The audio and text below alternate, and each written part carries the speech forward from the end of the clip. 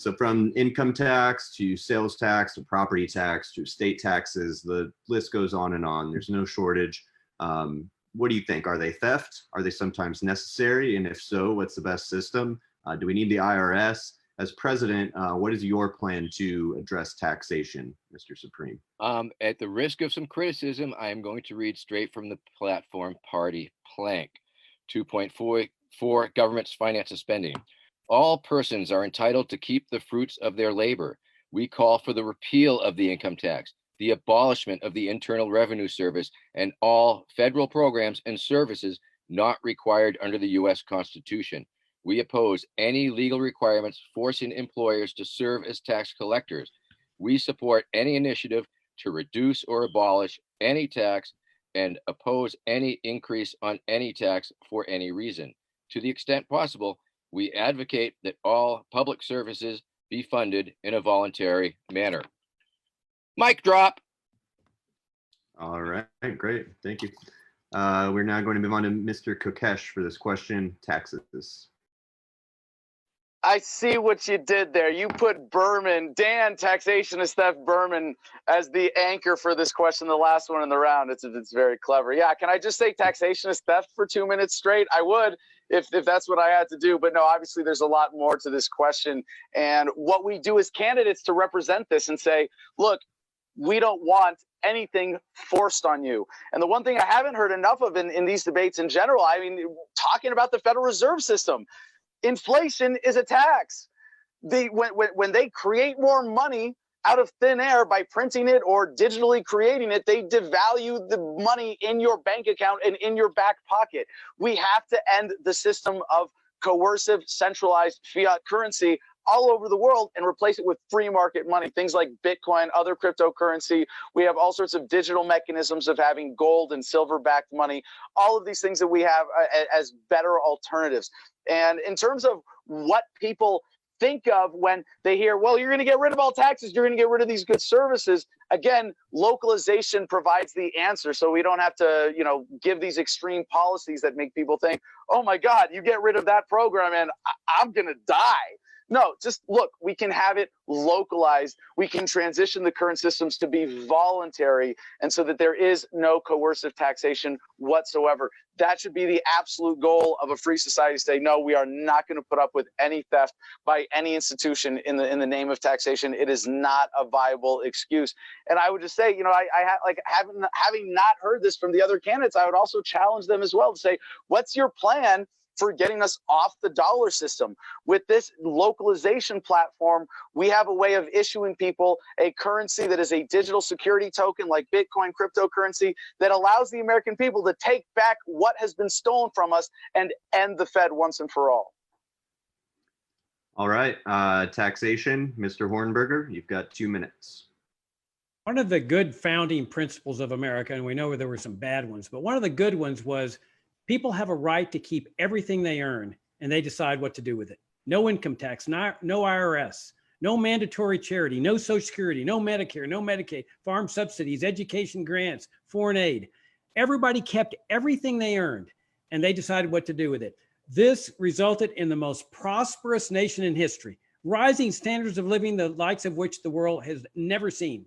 And also the most charitable nation in history. This is how the hospitals got built, the museums, the opera houses, all on a voluntary basis. All that came crashing down with the adoption of the income tax and the Federal Reserve in 1913. All of a sudden, everything was inverted. Now Americans were being plundered and looted through the Internal Revenue Service, one of the most tyrannical agencies in the history of the world, taking their money forcibly and funding all these other programs and saying, look how good and caring and compassionate we are. There's nothing compassionate about the IRS. Ask John McAfee. Ask Irwin Schiff, who the IRS made die in prison. There is nothing voluntary about this crooked, corrupt, and tyrannical system. The only system that is consistent with a free society is one where you keep everything you earn and you decide what to do with it. And what we have to do as Americans is as libertarians, is recapture a faith in ourselves, a faith in others, a faith in free markets, and get rid of this faith in government and coercion. Notice that all the $6 trillion that they're now spending, it's coming from younger people. Younger people don't think about that, but government only has one place to get its money, and that's from taxpayers. $6 trillion they're taking out of your paycheck. And either indirectly, as Adam says, through the Federal Reserve, or directly through the IRS. The only way out of this is with libertarianism. All right, thank you, Mr. Hornberger. Judge Jim Gray, how would you address taxation? You've got 2 minutes. We are going to be able to help you with all of those things, positions just taken, because Larry Sharp and I are going to change the American culture to make the accessibility, understandable practicality of libertarian approaches much more acceptable and understood. Yes, we have a problem with taxation. We're going to reduce the size of the government, reduce its costs noticeably. If you ever want to get discouraged, read the Federal's Plum Book, like the fruit, and it has hundreds of pages in there where presidential appointment positions, ratified by Congress, many of them, each one something on the order of $186,000 a year, probably plus benefits. We must call attention to it. You show people what's actually going on, they'll actually implement what we're talking about here, but we will actually change that culture. We will help the down ballot candidates. We will get libertarianism sweeping the country for reasons that we've just heard. That's our plan. That's what we will do. All right, thank you. Joe Jorgensen, 2 minutes. You can call taxation theft or extortion or whatever. The point is all taxes are coercive. They're immoral, they're wrong, and they hurt individuals and society as a whole. As president, I would end the income tax. The income tax is the worst of the worst. So there'd be no more harassing audits from the IRS. We hear so many people from the left talk about how evil big corporations are. Well, what I'd like to ask them is if they open up their mail, would they rather have an envelope with a return address of a large company like Microsoft or Apple, or a letter with the return address of the IRS? Getting a letter from the IRS can be terrifying. Also, there would be no more disincentives for productivity. Less money in the pockets of politicians means more money in the hands of private industry that can create jobs. Cutting taxes means more jobs. And right now, a lot of people today are wondering if they're even going to have a job again coming up here soon. It looks really bleak. Without an income tax, each American family would save on average, and this is a conservative estimate, about $12,000 a year. And just think of everything that you could buy with that. Most families could get a new car every few years, or maybe replace that about to die furnace so that when you go to sleep at night, you don't have to worry about waking up in the middle of the night cold. You could take your family on a nice vacation.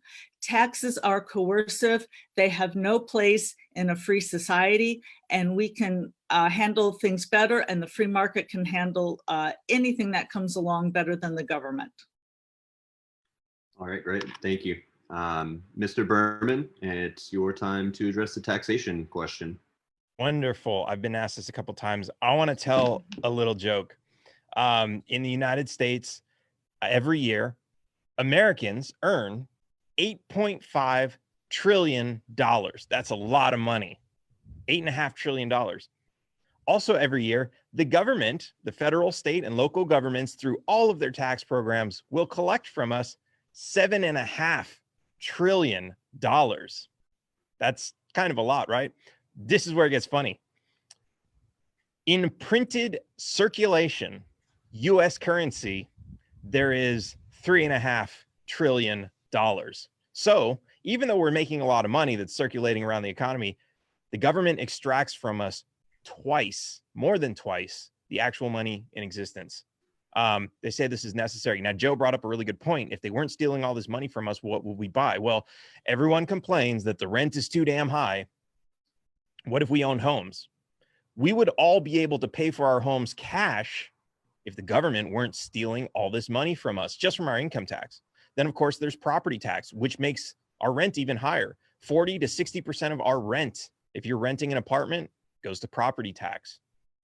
How would you like to cut your rent in half? How would you like to double your paycheck by getting rid of all the taxes associated with it? This is the reality of what we can do by getting rid of taxes. And people say, oh, but what about, the government services that they actually provide? Well, 95% 99% of what the government takes from us is absolutely wasted on no big contracts, overpaying for everything, foreign wars and everything else. That money's just going in the can, or it's going into some politician's cousin's pocket. We need to stop that.